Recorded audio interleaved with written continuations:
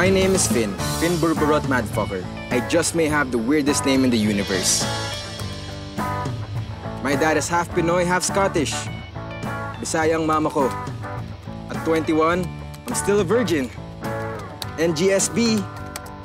No girlfriend since birth.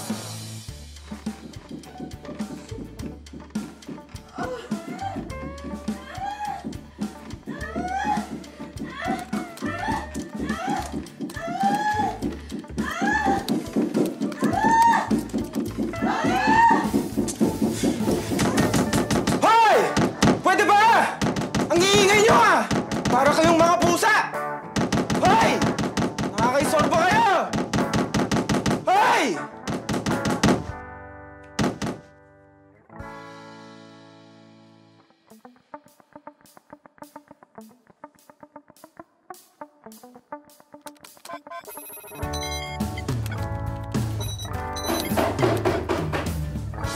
Sino yan?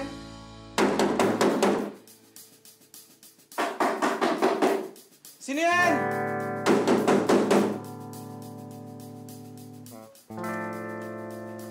Ikaw bata ka, anong problema mo? Nang dahil sa boses mo... Nabitin ka? Hindi! Lumumot! Ang ari mo? Hindi nga! Ba't ang kulit-kulit mo, ha? Hindi ka natapos? Ikaw, sa susunod pag-istorbuhin mo pa kami, ito na mangyayari sa'yo!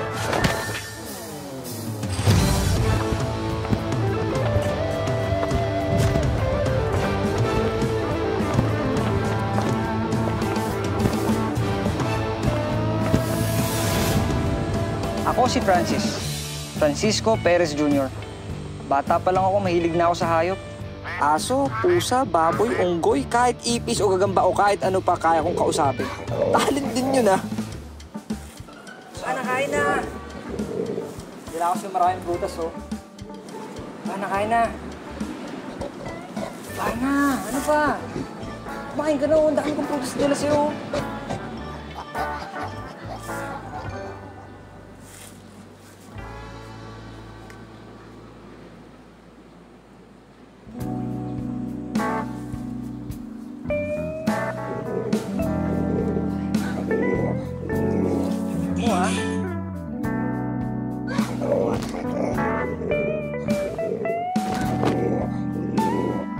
Pangarap ko maging pulis, gaya ng lolo ko.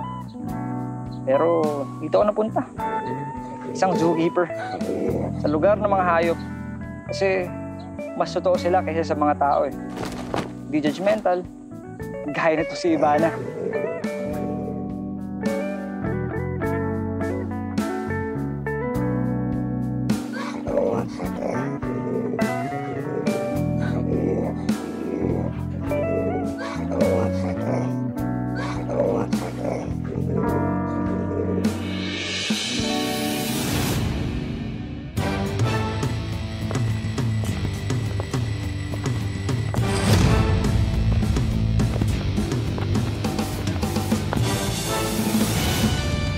Ako si Ford Estacio. Tawag ng tropa ko sa akin, drama kid. Madrama daw ako.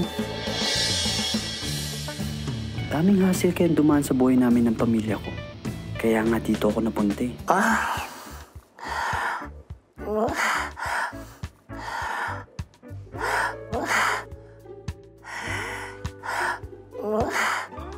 Anong pangalan mo, Pogi? Ford po. Taray, Ford. Yayamanin ang pangalan, Ford. Matagal ka na ba dito sa Pikit, Ford?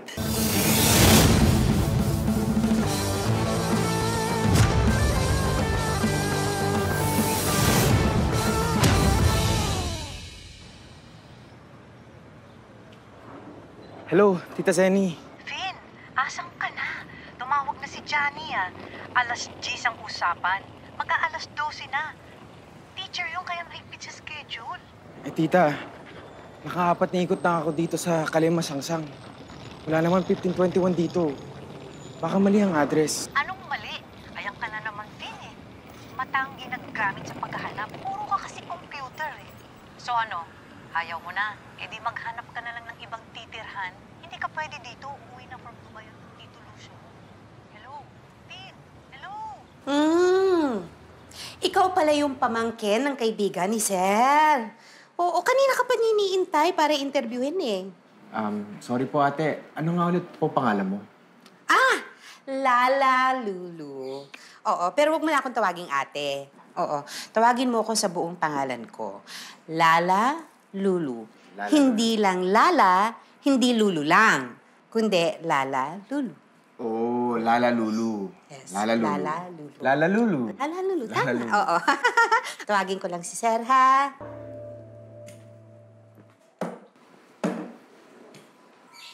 Bulag ka rin, pre. Alam mo, muntik na kitang sapakin. Ford, pare. Ford Estacio. Pin. Pin Madfucker. Mad ano? Motherfucker? Madfucker. Hindi motherfucker. Foreigner siguro tatay mo. Medyo. Astig ah. Nga pala, pre. Housemates tayo dito. Nauna lang ako ng isang buwan sa'yo. Lasing na lasing ako nun. First time kong tumakilig sa kalasingan nun. Tapos, Try mo kaya kaming mga bading. Kasi kaming mga bading, tumbling kong tumbling. Laban kong laban. Be my jowa, jowa B. alam mo yun, Gwen, tumigil ka. Tignan mo to, walk out ng walk out. Kada na lang lalapit ako sa'yo, kala mo lagi bubuka yung lupa. Patitikman din kita! Umasa ka ba? Di ba, matitikman ko din siya, no?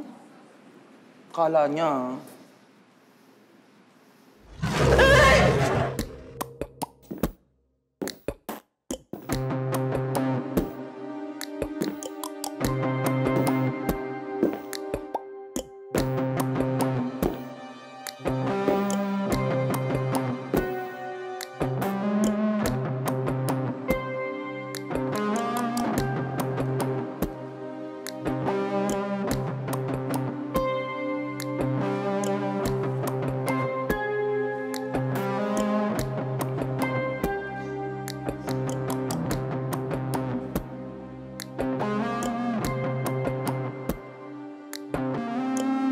Yung shades mo, nasa loob ka na ng pamamahay ko. Ano yan, Spotty? Panda na, paano yan? Nadapa po sa semento. Natumama ako sa semento. Ayoko ng basagulero dito, ah.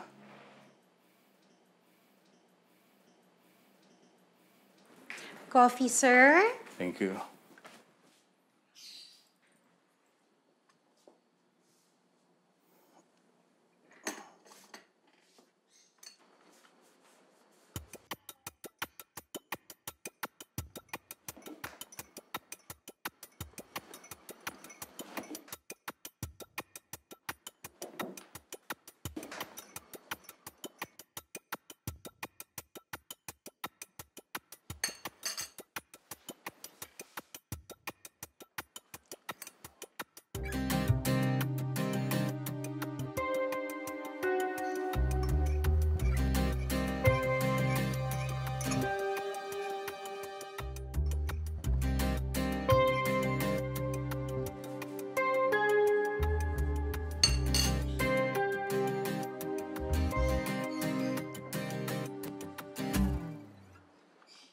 Paano ka nga pala kumikita sa internet? I'm a copywriter at a digital agency based in Singapore. My key responsibilities are to create various digital contents for various media ads, social media ads. Blah. Kinakausap kita ng Tagalog. Kailangan sagutin mo ako ng Tagalog din. Nagkakaintindihan tayo? Ha? Huwag mo akong pinasisiklaban ng mga English mong yan. Yung kayong mga kabataan, hindi ninyo ako masisindak sa ganyan. I'm sorry po.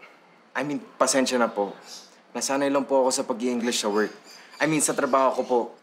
Alam mo, ayaw kasi ni Profesor ng pa-Ingles-Ingles dahil Filipino teacher talaga yan. Sinabi ko mo magpaliwanag ka para sa akin. Nabigla lang po. Mabuti pa, kunin mo na yung panyo ko. Kailangan ko na umalis.